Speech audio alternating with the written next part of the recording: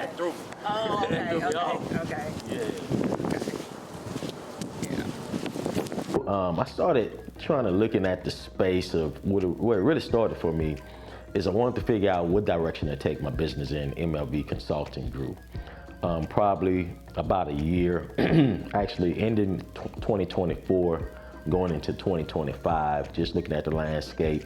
Because I've had the business for about 15 years, and the focus has always been workforce development, business development, political consulting, and community development. But as I begin to take a peek at the AI space and kind of figure it out a little bit, one thing that started to appeal to me was that this is an opportunity on a couple of fronts. One, to be able to educate the workforce, young people as they're coming through. Then also to be able to level the playing field for businesses, because oftentimes businesses don't have the capital to compete with larger firms. And so I saw this as a way to be able to create that and also be able to figure out how to transition the business from people-based to asset-based. And I'll talk a little bit about that because oftentimes when you're looking at the valuation of a company, if it's people-based, the valuation is a little lower than as an asset base. What I'm going to compare this to, because most people can relate, when we was approaching the 2000 and we was talking about the internet, the world was coming to an end. Everybody was fearful, Right. they were scared, and I said, we all are here. We didn't know what was going to happen when the clock struck 12. 12. I said, another business analogy I'm gonna give you is Blockbuster. I said, everybody used to go and buy those VHS to be able to take the body movies. I said, but they wouldn't change their business model. I said, once they moved to CDs, they stayed around a little bit. I said, but then once you get to streaming, you know, they're out of here. And so if you don't adjust, then it's gonna, take you over. So you have to, embrace this. Of course, you gotta have ethics and Right. Just like anything, you're gonna have some crazy folk out there. I would say this, is that if you know how to work AI, because there's gonna always be some type of human element to it, you won't be replaced. But if you don't know how to deal with AI, then yes, you should be fearful. There's a great chance that you will be replaced. Of course, right now, AI literacy is one of the top in-demand skills. There have been quite a few articles, news reports that have come out, specifically one with LinkedIn where they research, like top jobs, top skills to learn, and the number one skill was AI literacy.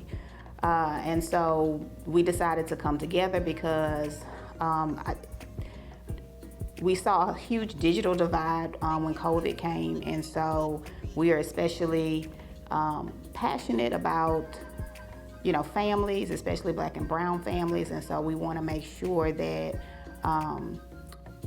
we're really promoting the need to be literate when it comes to AI.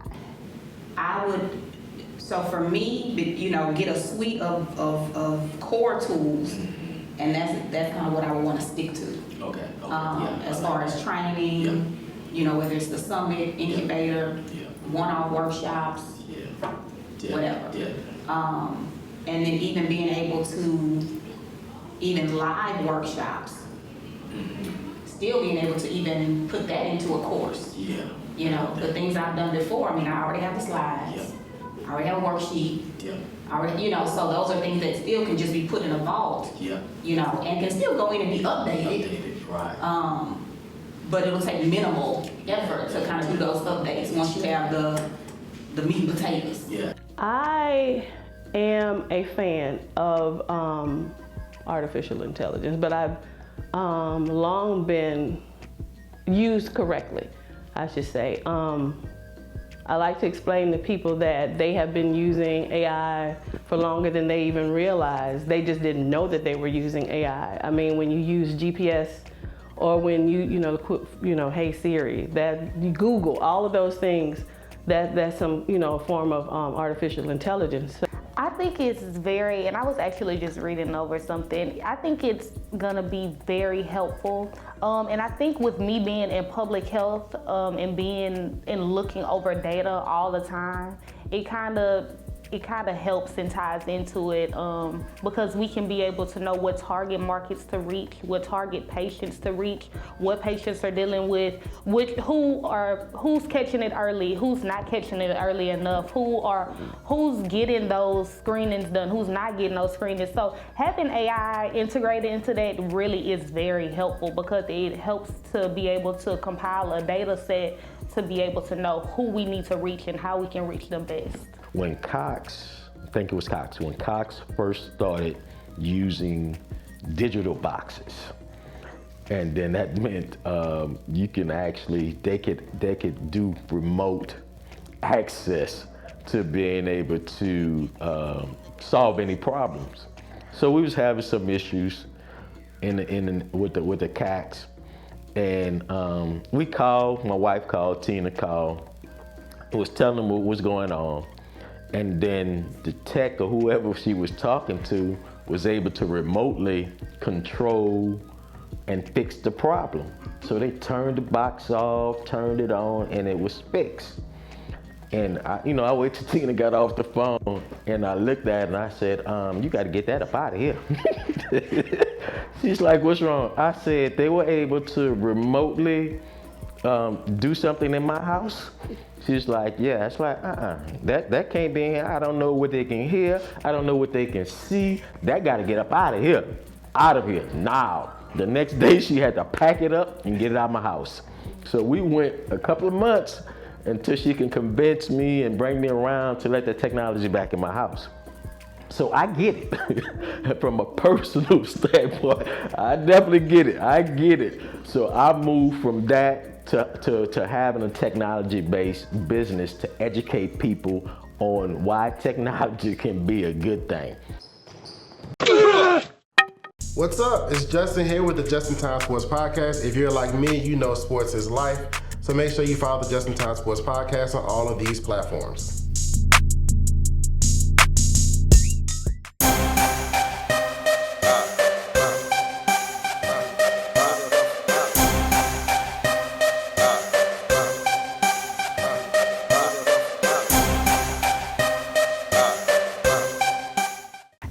This is Keeslin with Phoenix Air Spa, here to remind you that we do offer the Air membership for just $85 a month, and that includes everything you see here. So what are you waiting for?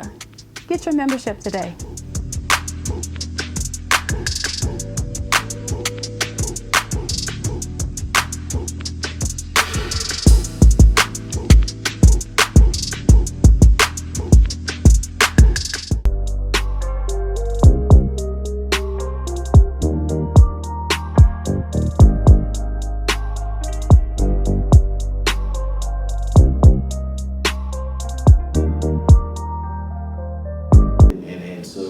It's just the educational. So I like that. I put some thought process, but being able to, one, like you said, for those pastors together, those youth leaders, and things of that nature. But we find the right group to come together first.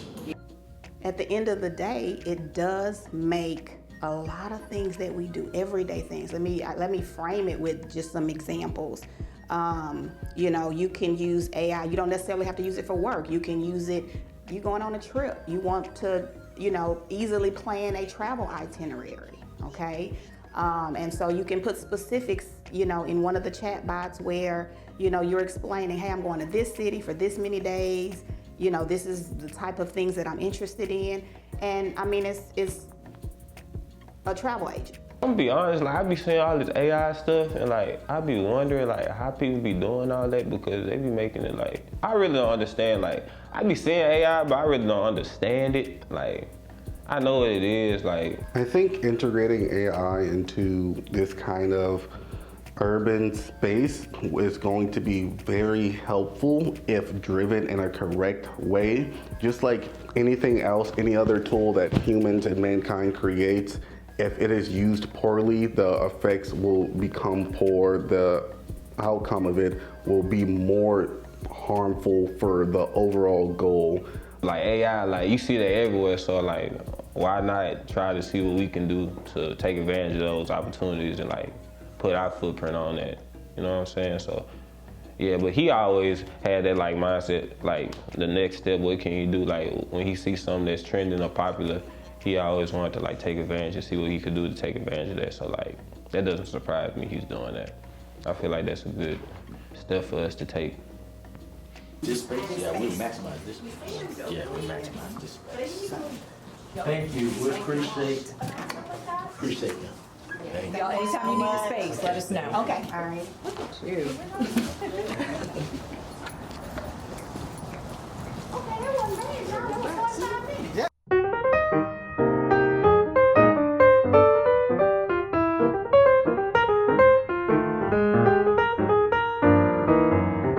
So Phoenix Air Spa is a place you can go to.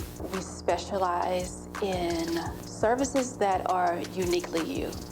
That's a part of our mission, and that is to make sure that every time you come in, we're going to cater to your mental, your physical, and your emotional health in the sense that when you leave, you will be completely balanced. And we do that by customizing every service so that it works with your skin that day, because every time you come in, it could be different.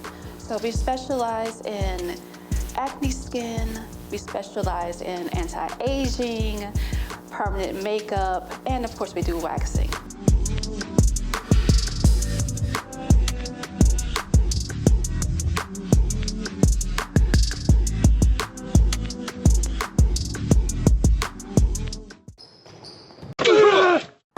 What's up? It's Justin here with the Just in Time Sports Podcast. If you're like me, you know sports is life. So make sure you follow the Just in Time Sports Podcast on all of these platforms.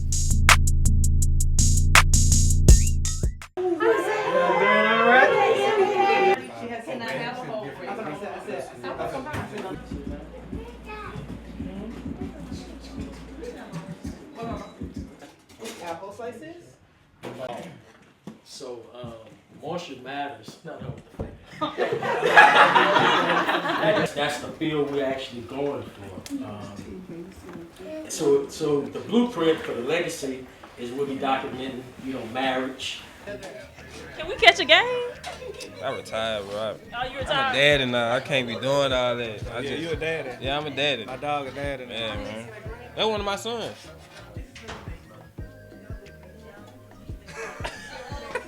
Yeah. You know what I'm saying? But yeah, it was cool. Yeah, that's son, taught him everything. Showed him the ropes too. You know what I'm saying? But yeah, shout out y'all too. Doing y'all thing. Mad game. So what would y'all like the audience to learn about y'all? You go ahead, bro. It's just like, we really just be chilling though. Like but we do believe in God first though. So that's first and foremost. But other than that, we just be chilling. Amen. That's all I gotta say. Mad game. Mad game. Marshall Mathers. Double M.